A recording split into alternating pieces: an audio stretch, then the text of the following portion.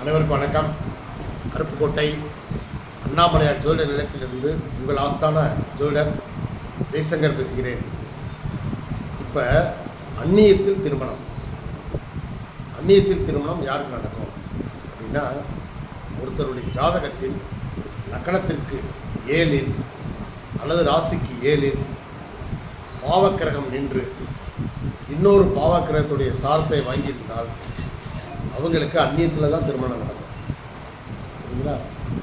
அதே போல் லக்கணத்திற்கு அல்லது ராசிக்கு 7 சனி, செவ்வாய், ராகு, கேது இவங்களுடைய சாரத்திலேயோ அல்லது இந்த கிரகங்கள் லக்கணத்துக்கு 7லேயோ ராசிக்கு 7லேயோ இருந்தால் அவங்களுக்கு அந்நியத்தில் தான் திருமணம் நடக்கும்.